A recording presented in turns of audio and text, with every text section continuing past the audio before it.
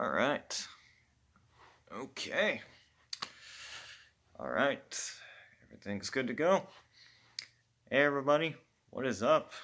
Tristen Cosby here, and I welcome you to my channel. And today we're just going to be talking about some discussions I like to talk about here on the streaming live here. And if you just tune in, I welcome you to the streaming show, and to everybody who has been watching my videos. I hope you really enjoy them, and if you do really enjoy this channel, you can hit the subscribe button whenever you want. And for that, let's get started, and let's start with our show today. Okay, so today the first discussion I wanted to talk about is basically the future of Tomorrowland. Now, I had a video that was posted up about, I think it was last week, I believe, or the other day, and basically people have been talking about, when's a new Tomorrowland gonna happen? When's it gonna happen? Well, Disney Plus, the streaming service, actually has a basically a show called Imagineering Story. It's supposed to be a documentary series about Walt Disney Imagineering, and it's supposed to be really, really good. And they go really into detail and everything. And of course, there's an episode where they talk to this well-known Imagineer. His name's Joe Rogie, if I'm pronouncing his name right. And he's known for working on designing basically Animal Kingdom, the world of Avatar at the Animal Kingdom as well, the Aulon Disney Resort in Hawaii, and including other attractions like Guardians of the Galaxy, Mission Breakout, and more.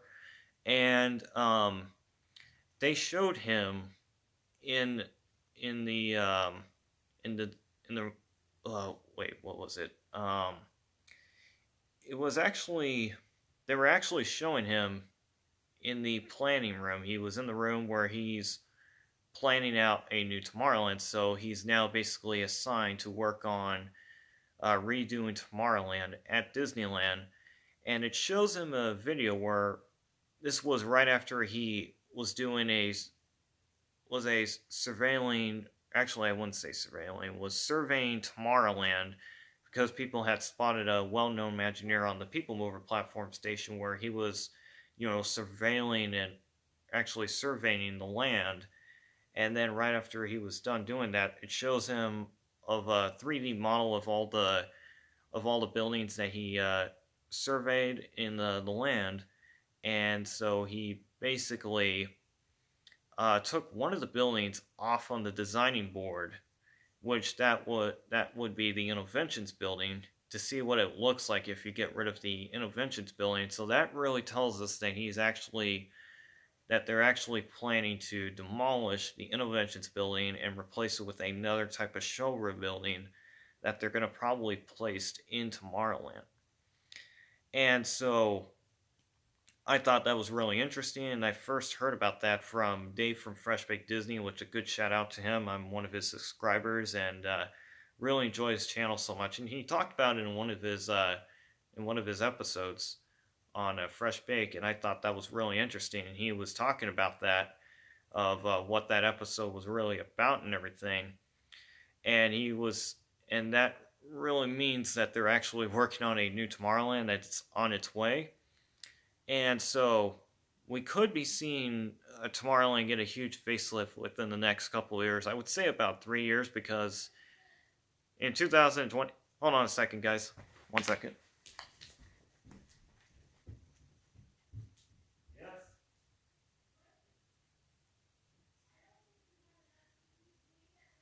Yeah, I ate the cookie. Most of half. Most of it.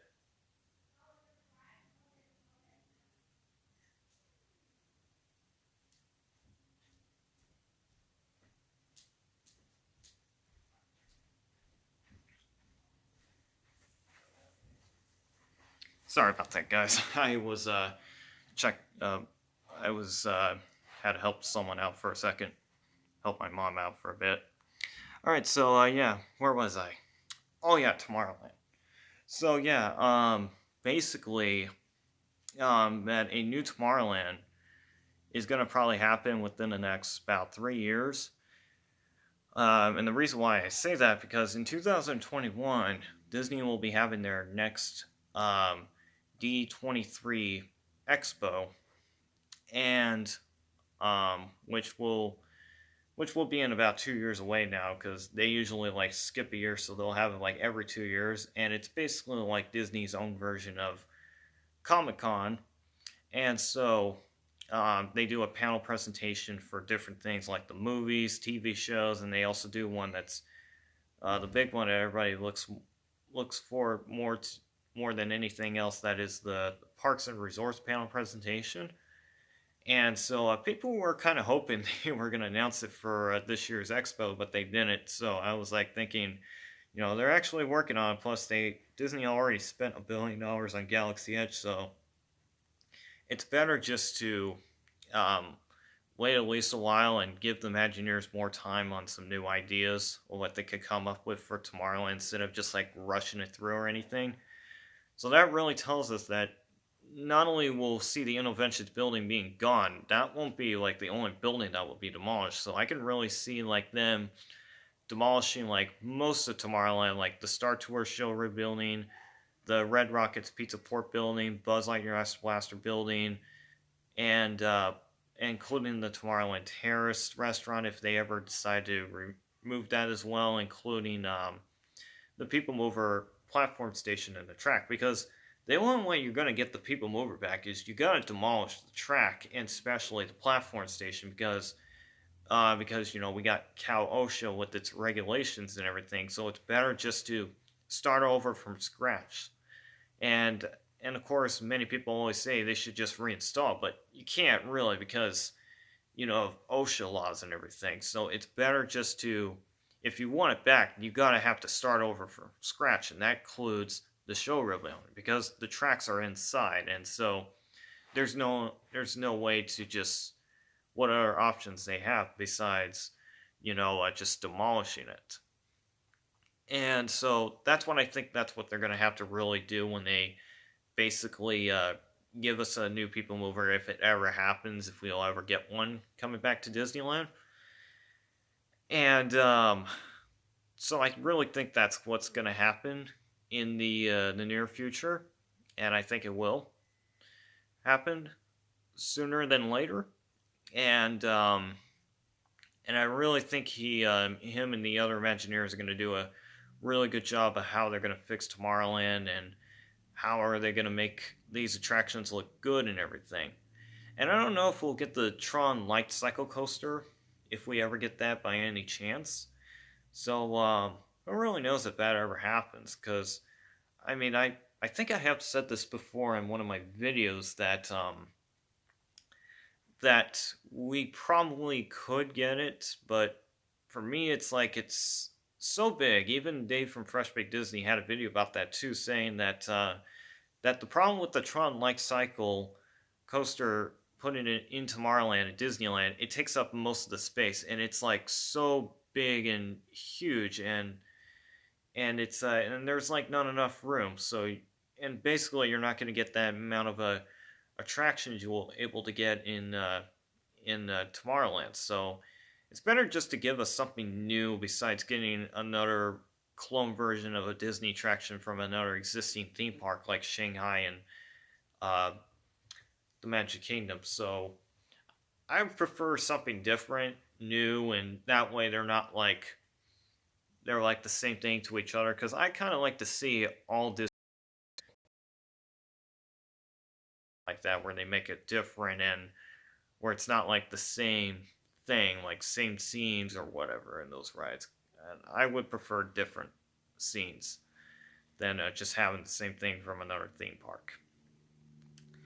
And I basically rather have basically just have Disney do everything they can to just basically just do everything they can to how to make Tomorrowland be great again.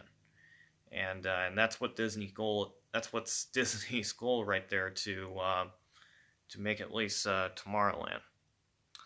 So I really think that and I know people are tours. We're gonna keep Buzz Lightyear's Blaster. We're gonna get the People Mover track. I mean the People Mover again, and all the other stuff are gonna be gone. I'm like, well, that's not actually gonna really happen, as I would say, because first of all, you got Star Tours and you got Star Wars Galaxy Edge, basically open to the public. You got Galaxy Edge, and which is it's basically. Oh wait, hang on, guys. We need some lighting in here. Let me get some lighting. There we go. That should probably do better. Let's see. Oh. And so yeah, because the problem with having Star Tours being around, you have Galaxy Edge, which that's basically dedicated to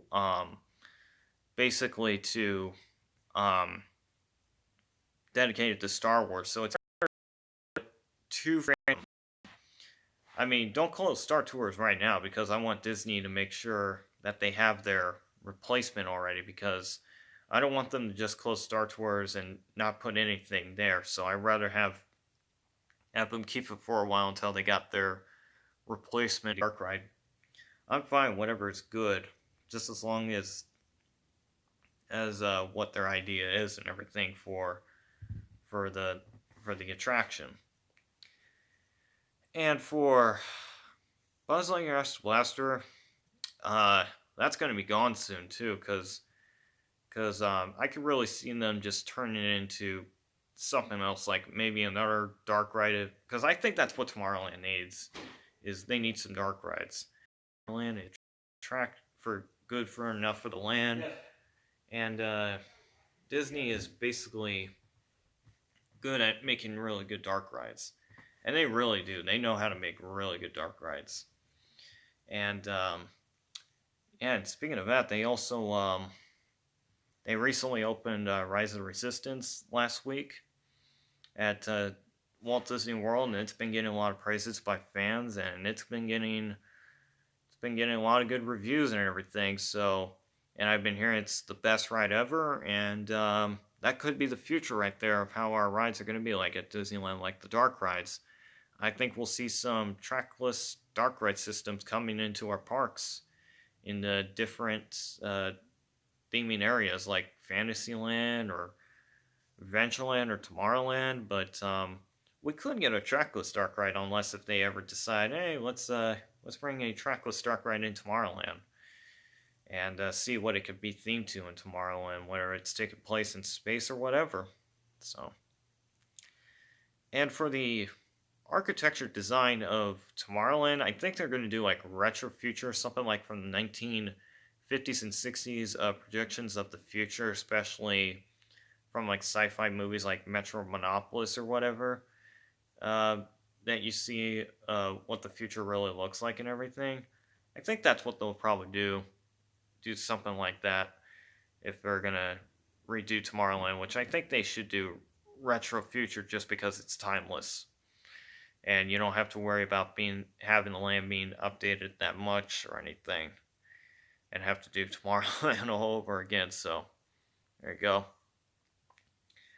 So yeah, I really think that there could be a new Tomorrowland on the way soon, and we'll just have to wait. We gotta have to wait patiently and see what they got in store for us, especially when the next expo comes. So they'll probably let us know if there's ever going to be one on the way. So, alrighty, so let's see. For that, now the next the next topic I want to talk about is basically for whatchamacallit? Oh, Downtown Disney. That's right. So I want to talk about the future of Downtown Disney. So right now, if you go to Downtown Disney right now, there's two buildings that are sitting there empty, like the ESPN Zone building and the Rainforest Cafe building, and it really turns out that they're just sitting there not being used. I don't know what they're going to do with those buildings, including the AMC movie theater building, which that's now gone, and they moved it to the Garden Walks, which it's just down the street from Disneyland. It's not too far away. It's just down the street from it. And I don't know what they're going to do. So they're definitely not going to bring back Rainforest Cafe, as I can really tell. But earlier this year, there were some talks between Loungeries and Disney, because that's the company who owns Rainforest Cafe, and they were talking with Disney to see if they can get the Rainforest Cafe building to reopen. But now it seems like Disney doesn't really do that anymore. Probably because I guess many people don't really care about Rainforest Cafe anymore these days for some reason. And for ESPN, I don't know what they're going to really do. They did use it for a while, which they turned it into a Mickey's pop-up exhibit, at least for a while. But who knows what they'll replace it with? They'll probably demolish those buildings. Like they could put like a big restaurant or whatever, or a shop or something they should do. And for AMC movie theater, you got all kinds of options you could do with the front of it and everything. Like you can turn it into like a big restaurant, or put multiple shops there, and or some big entertainment venue that you could put in there or whatever. You know, you got all kinds of options. Actually, for all those three spots right there, you got all those options to do that. And yeah, there were actually some rumors about that Downtown Disney could be expanded, something like what we saw at Disney Springs at Walt Disney World. So that just seems really interesting. And I heard that, was it about a year or so ago? I was hearing something about it. I was like, we could see that. I think that's what's going to probably happen, thanks to the success of Disney Springs. So for that, I really like to see more of what Downtown Disney would have to offer, and hopefully everything goes smooth as I can. Wait, hang on a second.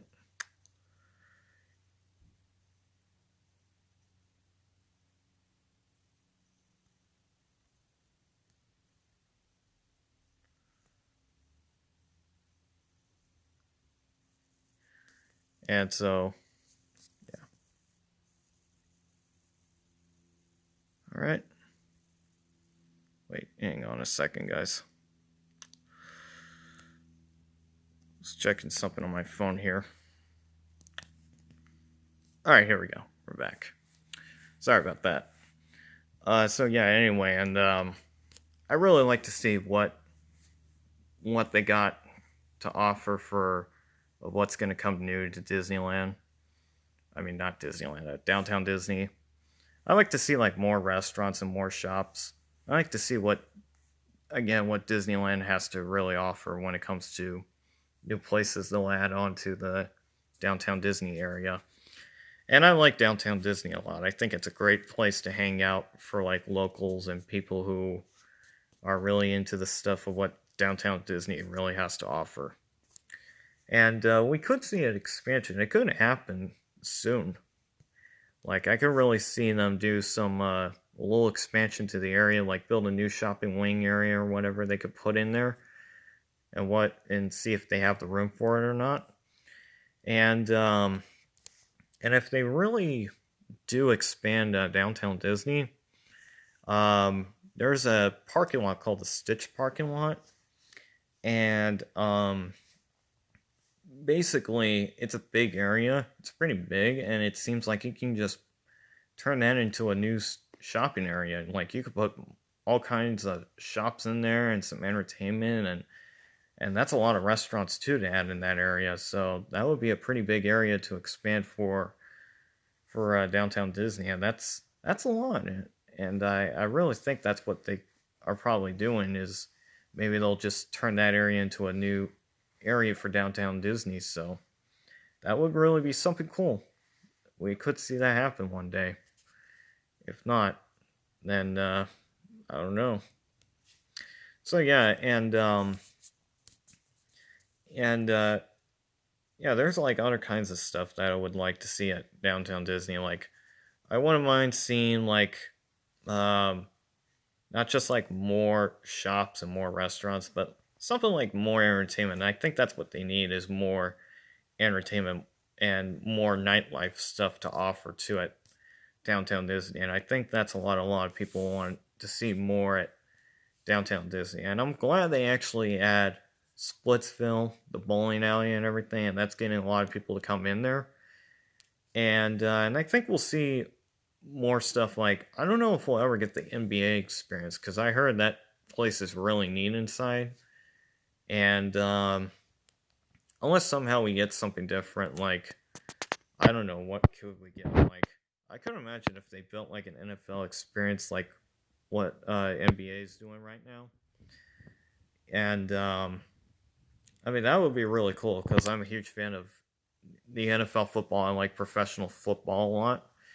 And even though I'm a Miami Dolphins fan, which let me tell you right now, the Dolphins they're not doing good as they are right now because they're doing this actually on purpose just because they want to get more draft picks and they want to rebuild the team and start over next year. And so that's what they're trying to do is they're trying to get many draft picks as they can and trying to get many trade deals as they all can just to rebuild the team and get good enough players as they can. So I think that's good for the Dolphins. So right now, while the Dolphins are not doing good, I'm actually cheering for the Saints this year because New Orleans Saints, I like them a lot. I like Drew Brees, and I think Drew Brees is a cool guy and nice dude, and somebody that I admired so much, and I really like that. And so yeah, I would like to see something like that at Downtown Disney, even if it ever happens. And if it really does, then that would be really cool, and that could attract many football fans to come to that area, and especially watch a football game on a Sunday at Downtown Disney to watch whatever type of football team you like. And so, yeah, that would be really neat. What I also like to see in Downtown Disney is not only just that, I just like to see, what else that I could think of? Actually, I think that's really it. Now I start to think about more of it. So, yeah, and I really hope that Downtown Disney District will get more and more stuff to see. So I think that will be really, really cool, and I really hope that's something we'll get to see something in the near future. So that would be really cool, and even though this summer actually, or the past summer, I went to Downtown Disney, and we just went down there for at least for the afternoon, and we checked out Black Tap, which is a burger slash milkshake restaurant, and I'm gonna say it's really really good. So if you're really into like burgers and milkshakes or whatever you like, I would highly recommend to check it out because the burger actually tastes like Habit Burger, which it's not a negative thing. That's actually a positive thing. And even though for a Southern California native who has been to burger places that are from Southern California, like In-N-Out and Habit, so I would check it out. Their burgers are actually really good. I did try their milkshake. I didn't get their big ones, like the humongous ones, like the toppings on it that you get on and all that stuff. We got the classic shake just because it was cheaper. And so we got it. It was Oreo, and it was really, really good. I was just like blown away. It was like, wow, that was really good. And I knew the milkshake was going to taste really good just because, I'm a huge fan of Oreo cookies and I love Oreo. So if it's Oreo, then I'll try it. I'll give it a shot and see what it tastes like. And so yeah, Black Tap was really, really good. So if you're going to downtown Disney, even if you're like on a restrict budget of your meals or whatever, uh, my cousin, my dad's cousin, actually, what they did when they went to Disneyland, they actually took the monorail from the park to go into downtown Disney and eat at the restaurants because there are some restaurants at downtown Disney that are actually affordable than they are at the parks. So there's a place called Earl's Sandwich, which I heard is actually affordable and popular, and their sandwiches I heard are supposed to be really good, and it's kind of like Subway. And so if you're the person who wants to eat cheap and everything, go into downtown Disney and like take the monorail instead of just like walk out of the park and then enter back in. So take the monorail so that way you don't have to do all that walking. And so you can take the monorail to go into downtown Disney and take it back into the park, just as long as you have your park ticket. So which when he told me that, I was like, that's a good idea. That's a good idea. You should do. And and my dad always wanted to do that. Every time when we go to Disneyland, he's like, "Why don't we just go into downtown Disney and just eat there? Just because it's like cheaper over there than it is in the park." And we're like, I don't know how we do that, but when his cousin told me about it, I was like, "Wow, I think that's what we need to do next time." And yeah, plus eating inside the park is really, really expensive. So it's better just go to downtown Disney and just eat there. And so yeah, there you go. That's a good tip right there. And so, and to recap of the topic about um, the future of downtown Disney, I like to see like more shopping, more dining, and definitely more entertainment. Like there has to be more and more entertainment, and and just whatever Disney can try to bring down into downtown Disney as possible as they can. And I'm glad they did brought in some new stuff this year. Like this year they brought in Sugar Bow, which it's a home decor store. It's like Z Gallery. They also brought in another shop which is on the other side of Earl's Sandwich, and it's right across from the front of the Disneyland Hotel Tower that faces downtown Disney, and it's like on the other side of it, and I think that's where you come in through now, because they moved the downtown Disney parking lot next to the Paradise Pier Hotel. So, and when you walk towards the security checkpoint, it's like right there. It's like right to your right on the other side of Earl's Sandwich, and so they call it, and it's called Ritz and Bath and Body. It's your typical body shampoo shop where it has like stuff for your bathroom, like shampoos and stuff like that. Like body wash and all that type of stuff. And I watched a video of it where they showed the inside and everything. It looks really neat. It's small, but it's got a lot of stuff in there. And they also added Ballast Point, which it's the first brewery to open in downtown Disney. And I used to have one. We used to have one in in one of our.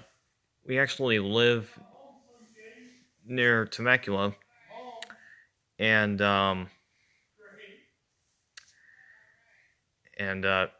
yeah, that's where we live, is Temecula. Um, and there used to be a Ballast Point, and it just recently closed down. It didn't do too good. It was in the Temecula area, and I used to drive by it like all the time. Like I was actually not all the time, but like most of the time. And I would just see it, and I just go, oh, that's really neat. And then as time goes by, it started to get less crowded, and it just somehow went out of business. So it didn't go too well.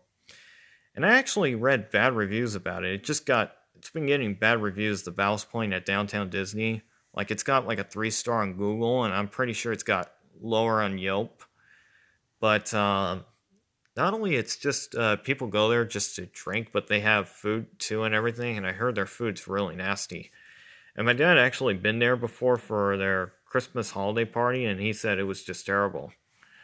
And he said people just go there just for the beer, and that's really it. Even though it's from San Diego, and San Diego is also well known for their beers, so that really tells you something that they were probably not good at is making the food. But if you're there, just go check out just to drink beer.